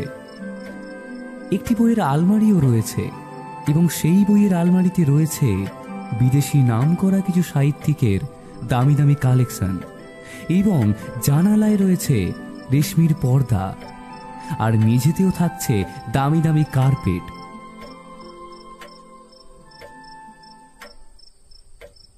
এইভাবেই বসে রয়েছি। কিছুক্ষণ পর স্তব্ধতা ভেঙে দুটি চাকর প্লেটে করে চা এবং গরম পকোড়া এনে রাখল। সবাই একটি করে চায়ের কাপ এবং প্লেট তুলে নিলেন এবং হাতে করে কিছু পকোড়া তুলে নিয়ে খেতে লাগলেন। খাওয়া পর্ব শেষ হতেই রথিজিৎ সগর্বে বলতে শুরু করলো, প্রথমেই বলি, আমি এই বাড়িতে কোনো তদন্তের কিনারা করতে আসিনি। আমি এসেছিলাম শুধুমাত্র কয়েকটা দিন ঘুরে বেরিয়ে কাটিয়ে তারপর আবার বাড়ি ফিরে যেতে, কিন্তু ঘটনাচক্রে আমাকে জড়িয়ে পড়তে হয়। যেহেতু আমার বন্ধু রানা প্রতাপ বিপদে পড়েছেন এবং একজন বন্ধু হয়ে বন্ধুর বিপদে সাহায্য করাটা বন্ধুত্বের কর্তব্যের মধ্যে পড়ে বলতে পারেন, সেই জন্যই আমি এই কেসটা হাতে নিলাম। আরো কিছু কথা বলে রাখা দরকার, যাতে এই বাড়ির কোনো সম্মানহানি না হয়, সেজন্য পুলিশ রাখতে বারণ করা হয়েছিল, কিন্তু পুলিশ না এলে অপরাধী অপরাধটা স্বীকার করতো না। এইবার আরো একটা কথা যেটা কেউ জানে না, এমনকি রানা প্রতাপ আপনিও জানেন না, সেটা হচ্ছে যে এখানে আসার আগে, আপনি যখন আমাকে আমন্ত্রণ পাঠিয়েছিলেন, ঠিক সেই সময় বিশ্বনাথ নামক একটি ব্যক্তির ফোন যায় যে তিনি এবং তেনার মালিক নাকি বিপদে রয়েছেন। আমি যেন যত তাড়াতাড়ি পারি বা যত তাড়াতাড়ি সম্ভব এখানে আসি, না হলে কিন্তু তার মালিকের মৃত্যু পর্যন্ত হতে পারে। যখন আমি এখানে এলাম তখন সেভাবে কিছু বুঝতে পারিনি। যাই হোক, যেহেতু বিশ্বনাথ নামক ব্যক্তিটি আমাকে ফোন করেছিলেন এবং আমাকে ওনার সাহায্য করতে বলেছিলেন, সেই জন্য আমি প্রথম দিন এসেই রানা প্রতাপকে জানাই যে বিশ্বনাথ বলে যে ব্যক্তিটি এই গ্রামের মধ্যে রয়েছে তার খোঁজ করতে। কিন্তু আশ্চর্যভাবে বিশ্বনাথ বলে কোনো ব্যক্তির এই গ্রামে খোঁজ পাওয়া যায় না, এবং যেহেতু এই গ্রামে টেলিফোন রয়েছে শুধুমাত্র জমিদার বাড়িতেই, তো তখন আমার মোটেই বুঝতে অসুবিধা হয়নি যে সেই ফোনটি করা হয়েছিল এই জমিদার বাড়ি থেকেই। তারপরে দুদিন আমি চুপচাপ থাকলেও আমি মনে মনে ভাবছিলাম যে কখন রানা প্রতাপ আসল ঘটনাটি বলবে। কারণ আমাকে যদি সেই কেসটা নিয়ে কেউ না বলে তাহলে আমি সেই কেস নিয়ে তদন্ত করতে পারবো না। অনেক খোঁজাখুঁজির পরও বিশ্বনাথের দেখা পাওয়া গেল না। এবারে এখানে কথা হচ্ছে, মক্কেল যেই হোক না কেন, সে যখন আমার দ্বারস্থ হয়েছে তো আমার উচিত তাকে সাহায্য করা। প্রথম দুদিন আমি এবং বিজয় দুজনেই খুবই আনন্দে এবং আরামে কাটিয়েছি, খেয়েছি, গল্প করেছি, যেমন কোনো সাধারণ মানুষ ঘুরতে গেলে যেরকম করে বা আত্মীয়ের বাড়িতে গেলে যেরকম সময় কাটায় ঠিক তেমনই। কিন্তু তার মধ্যেই আমি অনেক কিছু বিষয় লক্ষ্য করেছিলাম যেগুলো একটু অন্য রকমের ছিল। সেগুলো হচ্ছে বড় বাবু মানে বীরসিংহ প্রতাপ বাবুর মেয়ে এবং ছোট ছেলে গত 2 দিন যেই সময় এসেছে সেই সময় আমি ছাড়া আশা করছি কেউই লক্ষ্য করেনি, তাই তো বিজয়? রথিজিৎ আমার দিকে তাকালো। আমি বললাম, হ্যাঁ কই, আমিও তো লক্ষ্য করিনি। শুধু আজকে সকালেই যখন আমরা চা খাচ্ছিলাম তখনই দেখলাম। আচ্ছা রথিজিৎ, আমি আরো কিছু বলতে যাচ্ছিলাম, কিন্তু রথিজিৎ আমাকে থামিয়ে দিল। আমার বারবার মনে হতে লাগলো যে কেসটা রথিজিৎ এত তাড়াতাড়ি সলভ কি করে ফেললো। হ্যাঁ, যেটা বলছিলাম এইসব কিছু আমি আগেই লক্ষ্য করেছিলাম, কিন্তু তৃতীয় দিন সকালবেলা যখন রানা প্রতাপ সব কথা আমাকে খুলে বলল এবং তারপরে তার বোনের আগমন এবং তার ছোট ভাইয়ের আগমন আমাকে বারবার ভাবালো। আর সব থেকে সন্দেহজনক ব্যক্তি ছিলেন নায়েব মশাই। সবাই তার দিকে ইঙ্গিত করছিল যে কোথাও না কোথাও গিয়ে, বা শুধু সবাই নয়, তার নিজের কথাবার্তার মধ্যেও যেন উনি নিজেকে টানতে চাইছিলেন। আসলে নায়েব মশাই সবটুকুই জানতেন, তাই তো নায়েব মশাই? এইবার রানা প্রতাপের অবাক হওয়ার পালা। শুধু রানা প্রতাপ নয়, আমিও অবাক হয়ে গিয়েছিলাম। কি বলছে নায়েব মশাই এইসব? উনি সবকিছু জানতেন? আমার মাথাটা কেমন যেন গুলিয়ে যাচ্ছে। কিন্তু আমাদের সঙ্গে নায়েব মশাই তো... আমি আর ভাবতে পারলাম না। রথিজিৎ বলে চলেছে, আসলে প্রথমটা আমি বুঝতে পারিনি যে হঠাৎ নায়েব মশাই এমন ভাবে কথা বলছেন কেন। কারণ যে চুরি করবে সে নিশ্চয়ই বুক ফাটিয়ে বলবে না যে আমি চুরি করেছি। আর উপরন্তু যখন জল নায়েব মশাইয়ের দিকেই গড়াচ্ছে তখন নিশ্চয়ই উনি চাইবেন না যে সেই জলটা গড়িয়ে ওনার দিকেই যাক। বীরসিংহবাবুর ছোট ছেলে এবং ছোট মেয়ের কোথাও না কোথাও দুজনেরই একসঙ্গে সন্দেহ ছিল যে নায়েব মশাই হয়তো এর সঙ্গে জড়িয়ে থাকলেও থাকতে পারে। এমনকি শুধু ওনার নয়, আমার বন্ধু বিজয়েরও ঠিক তেমনই ভাবনা ছিল। এইবার রথিজিতের উপরে আমার খুব রাগ হলো। এইসব না বললে কি হতো না? নায়েব মশাই দেখলাম আমাদের দিকে তাকাচ্ছেন, কিন্তু ওনার চোখে মুখে রাগের কোনো অংশই দেখলাম না। তিনি যেন এসব দেখে একটু মজা পেয়েছেন এবং কোথাও না কোথাও গিয়ে ওনার মুখের কেমন একটা প্রফুল্ল বোধ হয়েছে। রথিজিৎ আবার বলল,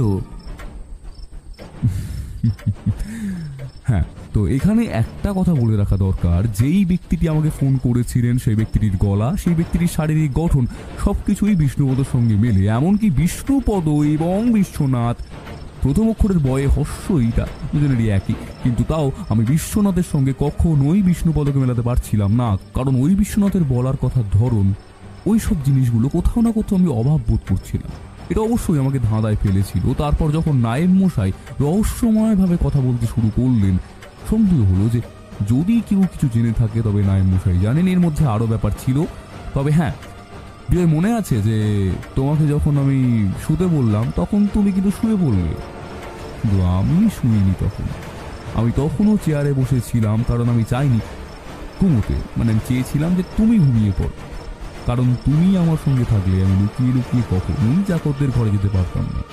এইবার রানা প্রতাপ বাবু বললেন, রথিজিৎ বাবু, এ আবার কি কাণ্ড? আপনি লুকিয়ে লুকিয়ে দুপুরবেলা চাকরদের ঘরে কেন গিয়েছিলেন? সকালবেলা তো আপনি বললেন যে আপনার সময় মতো দেখা করে নেবেন, তাই বলে দুপুরবেলা আবার লুকিয়ে লুকিয়ে? হ্যাঁ, আসলে এইসব একটু আমার ওই হাতে হয় আর কি। তো আমি সরাসরি বিষ্ণুপদকে গিয়ে জিজ্ঞাসা করলাম যে রায়মশাইয়ের সঙ্গে তুমিও কি এই কুচক্রে জড়িত রয়েছো? আর যদি সত্যি না বলো তাহলে আজই তোমাকে পুলিশে দেবো। এবং শুধু ওকে নয়, বাকি যে কটা যা করছিল সবাইকে ভয় দেখালাম, এবং কেঁচো খুঁড়তে কখনো কখনো সাপও বেরিয়ে পড়ে। ঠিক তেমনই কিছু বেরিয়েছে রানা প্রতাপ। আপনি বলছিলেন না যে বাবা মানে আপনার বাবা আপনার উপর রাগ করেছেন। আচ্ছা, আপনি একবারও ভেবে দেখেননি যে আপনার বাবা আপনার উপর রাগ করবেন কেন? আপনি সর্বদা প্রজাদের জন্য ভাবেন। আপনি একজন এত সৎ এবং দয়ালু জমিদার, আর আপনার বাবা আপনার উপর রাগ করবেন? না না রানা প্রতাপ বাবু, আপনার হিসেবে একটু ভুল হয়ে গিয়েছিল। আচ্ছা মিনতি দেবী, আপনাকে যদি একটা প্রশ্ন জিজ্ঞাসা করি, আপনি কি উত্তর দেবেন আমাকে? হ্যাঁ বলুন না রথিজিৎ বাবু। আপনি হঠাৎ এই দিকে ছুটতে গেলেন কেন? মানে দেখুন, আমি যতটা জেনেছি আপনার স্বামীর পয়সা কড়ির কোনো অভাব নেই, এবং আপনার দাদা জমিদারির অংশ না পেলেও চলবে আপনার। তারপরেও আপনি এইসব করতে গেলেন কেন? মিনতি দেবী বললেন, আপনি কি বলছেন রথিজিৎ বাবু? আমি দাদার জমিদারি? শুধু জমিদারি নয়, আপনি আপনার বাবাকেও অসুস্থ করিয়েছেন। আপনি কি প্রমাণ চান?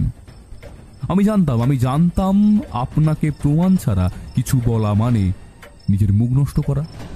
কারণ আপনাকে যখন আমি জেরা করছিলাম, তখন আমি বুঝে গিয়েছি যে আপনি ঠিক কতটা গভীর জলের মাছ, অত সহজে উঠবেন না। সেজন্যই আমার মনে হয়েছিল যে আগে প্রমাণ জোগাড় করা দরকার, তারপর সবকিছু খোলসা করা দরকার।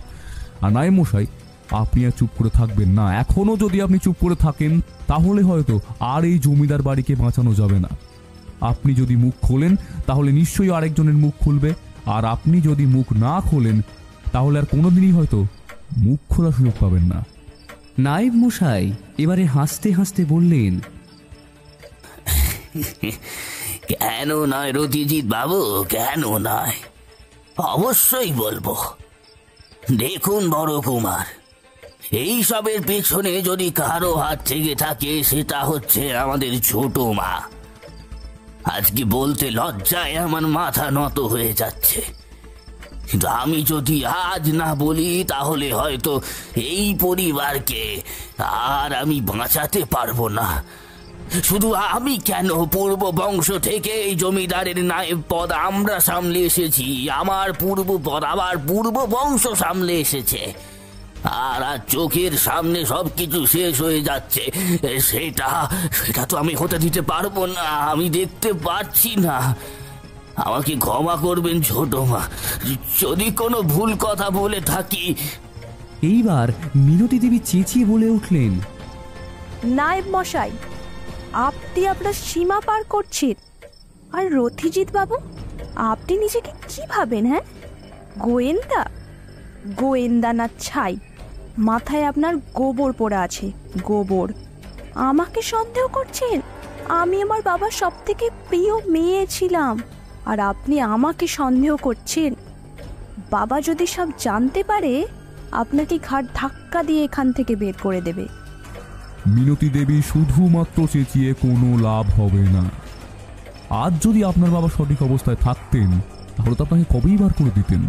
আসলে কি জানেন, আপনার বাবা সবকিছু জানতে পেরে গিয়েছিলেন, আর ঠিক সেই জন্যই আপনি আপনার বাবাকে সরিয়ে দিতে চাইলেন।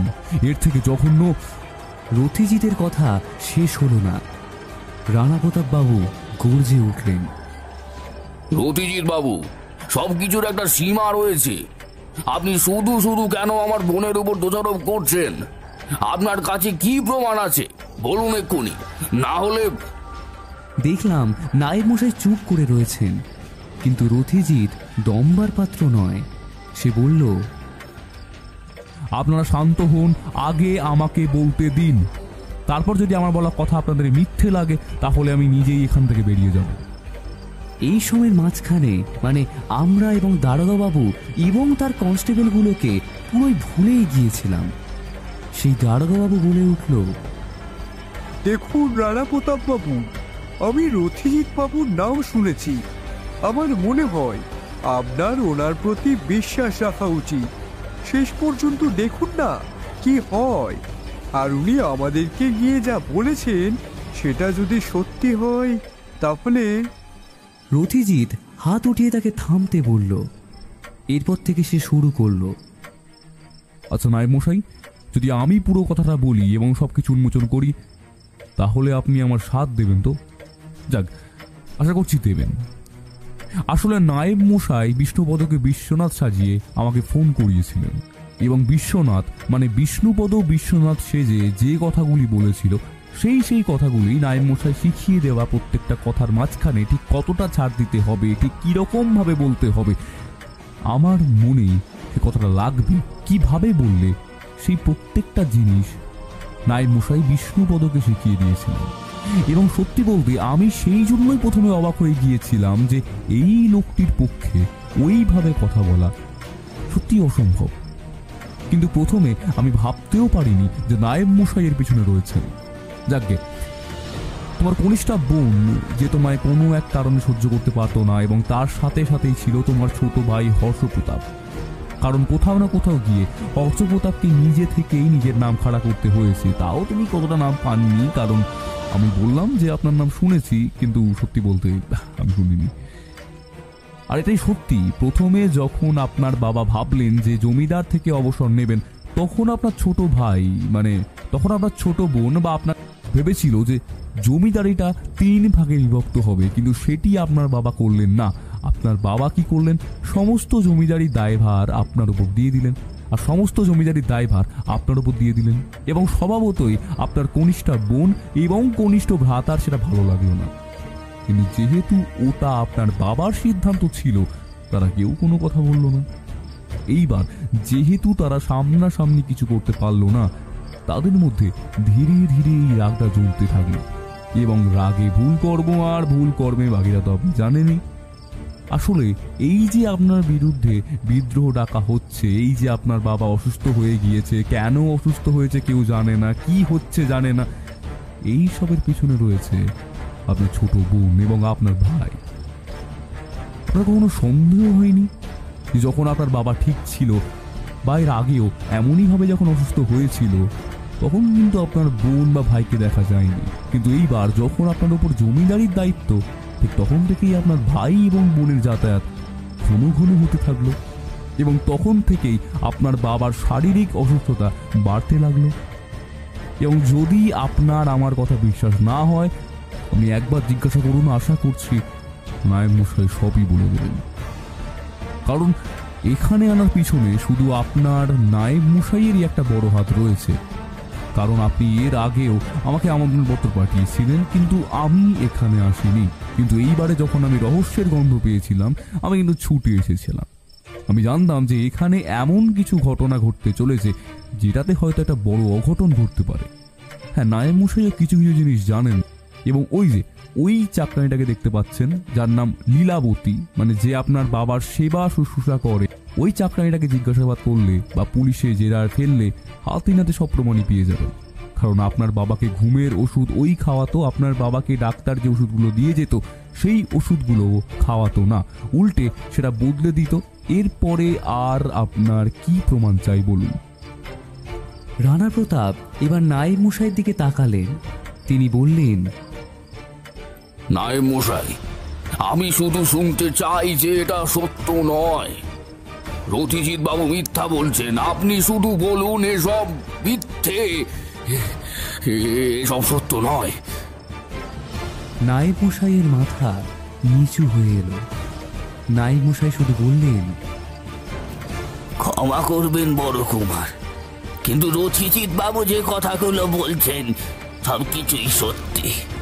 এবং আমি রথিজিৎ বাবুকে বিষ্ণুপদকে দিয়ে ফোন করিয়েছিলাম। কারণটা তো আপনাকে আগেই বলেছি। আমি সব দেখতে পাচ্ছিলাম না, আর দেখতে পাচ্ছিলাম না, আর এইদিকে প্রজাদের আটকানো দায় হয়ে উঠেছিল।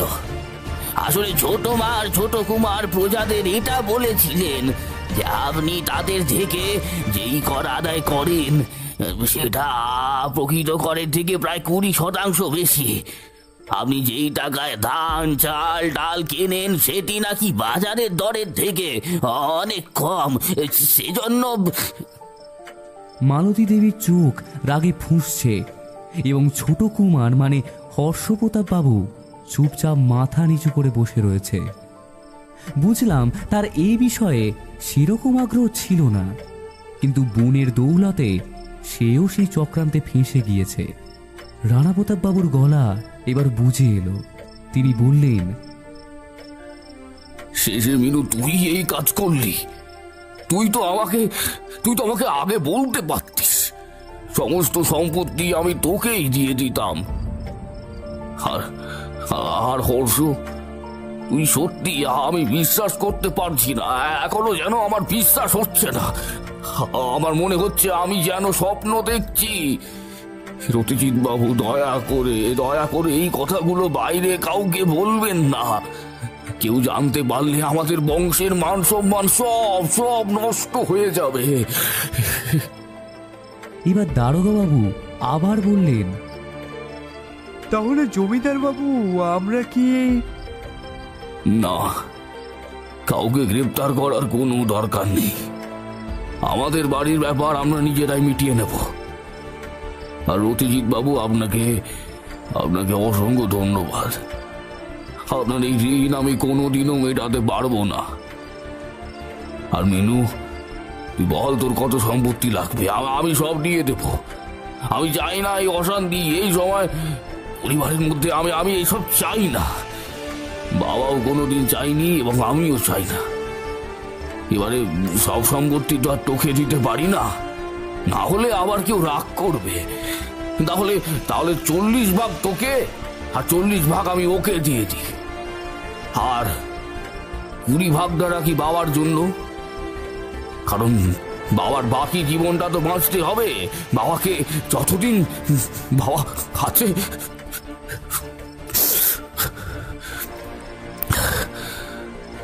ও শুধু বাবাকে কেন দেব, বাবার জন্য রাখবো 15 ভাগ, আর 5 ভাগ রয়ে যাবে নায়েব মশাইয়ের জন্য। এই বলে তিনি কাঁদতে থাকলে কিছুক্ষণ পরে মিনতি দেবী তার দাদার পায়ে পড়ে গেলেন। তিনি কাঁদতে কাঁদতে বললেন, দাদা, আমায় ক্ষমা করে দে। আমার লোভে চোখ অন্ধ হয়ে গিয়েছিল। আমাকে ক্ষমা করে দে। আমি এসব কিছু চাই না, শুধু ক্ষমা করে দে। দেখলাম তার ছোট ভাই সেই মাথা নিচু করে বসে রয়েছে। এই দৃশ্য দেখে আমার সেই সকালের সব কথা মনে পড়ছিল, যে কিনা চওড়া করে এসে কথার পর কথা বলে যাচ্ছিল। যাক, সেসব কথা। এরপর রানা প্রতাপ বাবু বললেন, আমি এখনো বলছি, যদি তোদের সম্পত্তির দরকার হয় তুই নিয়ে নে, কিন্তু দয়া করে এই সংসারটাকে ভেঙে দিস না। রমা এখনো কিছু জানে না। ওকে।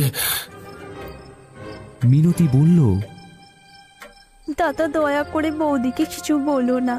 তিনি আমাদের যথেষ্ট ভালোবাসেন। তিনি যদি এসব শোনেন, দাদা আমাকে ক্ষমা করো। আমি ভুলবশত, আর এত ছোট কোনো তো দোষ নেই এতে। আমার বলাতেই তো ও এইসব কাজ করেছে। এরপর দেখলাম ছোট কুমার এসে দাদার পায়ে লুটিয়ে পড়ল। এই দৃশ্য দেখার পর দেখলাম রানা প্রতাপ এবং নায়েব মশাই দুজনেরই চোখ দিয়ে জল পড়ছে। এইসব পর্ব মেটার পর রানা প্রতাপ বাবু নায়েব মশাইয়ের পায়ে পড়তে গেলেন। জি জি বড় কুমার, কি করছেন আপনি? আমার পায়ে হাত দিচ্ছেন কেন? জি জি জি জি, কাজ করলে যে আমার ধর্মে সইবে না।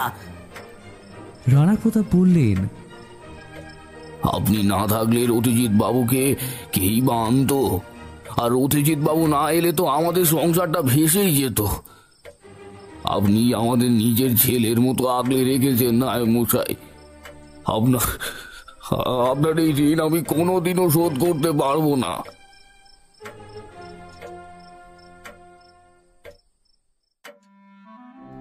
এরপরের ঘটনা নিতান্ত খুবই ছোট। রথিজিৎ এরপর আর কিছু বলেনি, আর দারোগা সাহেব এবং ওনার কনস্টেবলরা সেই সন্ধ্যাতেই বিদায় নিয়েছিলেন এবং কনিষ্ঠ ভ্রাতাকে ক্ষমা করে দিয়েছিলেন রানা প্রতাপ। ধীরে ধীরে বীরসিংহ প্রতাপ বাবুও সুস্থ হয়ে উঠেছিলেন। তিনি সব শুনে রথিজিতের হাত ধরে বলেছিলেন, রথিজিৎ বাবু, আপনি আজ আমাকে বাঁচাননি, বরং আমার সমস্ত পরিবার, সমস্ত গ্রামকে বাঁচিয়েছেন। আপনি না থাকলে শুধু আমাদের জমিদার বংশ নয়, এই গ্রামটাও যে ভেসে যেত। আপনার ঋণ যে আমি কিভাবে শোধ করব? রথিজিৎ তখন বলেছিল, কি বলছেন আপনি? আমার ঋণের কি হলো? আমি এখানে তদন্ত করতে এসেছিলাম, মানে সত্যের অন্বেষণ করতে এসেছিলাম, তাই করেছি। আর সত্যান্বেষী তো সত্যেরই অন্বেষণ করে নাকি? এরপর আরও 4-5 দিন আমরা ওখানে ঘুরে বেরিয়ে জঙ্গলে পাখি মেরে এবং বনমুরগি মেরে আরামে দিন কাটালাম। বাড়ি ফেরার সময় রানা প্রতাপ রথিজিতের হাতে একটা খাম ধরিয়ে দিতে যাচ্ছিল, কিন্তু রথিজিৎ সেটা নিতে রাজি হলো না। সে বলল, এ কি করছেন? আমাকে কেস দিল বিষ্ণুপদ, আর ফি দিচ্ছেন আপনি? এটা কি হতে পারে? তারপর আমরা কলকাতায় ফিরে এসেছিলাম। তার কিছুদিন পরেই সপরিবারে বীরপ্রতাপ বাবু এবং রানা প্রতাপ বাবু আমাদের গৃহে এসেছিলেন। ততদিনে বৌঠানো ঘরে এসে গিয়েছিলেন। এইবার তিনি শুধু আমাকে আর রথিজিৎকে নয়, আমাদের 3 জনকেই তাদের বাড়িতে যাওয়ার আমন্ত্রণ করে গেলেন। ওনাদের বাড়িতে বড় করে দুর্গোৎসব হয়। আমরা যেন সপরিবারে সেখানে গিয়ে হাজির হই।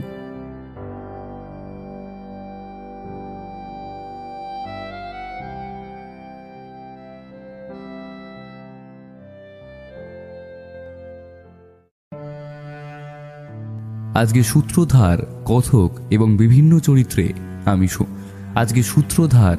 কথকের চরিত্রে আমি সৌম্য। অন্যান্য চরিত্রে সঙ্গীতা, ঈশিতা, তমাল, আলাপন এবং সন্দীপ সিনিয়র। স্ক্রিপ্টিংয়ে Niharika and all over Soumya Das. শেষ হলো আমাদের আজকের নিবেদন। আশা করছি আপনাদের গল্পটি ভালো লেগেছে। ভালো লাগলে অবশ্যই একটি লাইক করে দেবেন এবং কমেন্ট করে জানাবেন আপনাদের কেমন লেগেছে। আর অবশ্যই একটি শেয়ার করে দেবেন। আর এরকম গল্প আরও শুনতে হলে আমাদের চ্যানেলটিকে সাবস্ক্রাইব করুন। আজ চলি, দেখা হচ্ছে পরের গল্পে। ধন্যবাদ।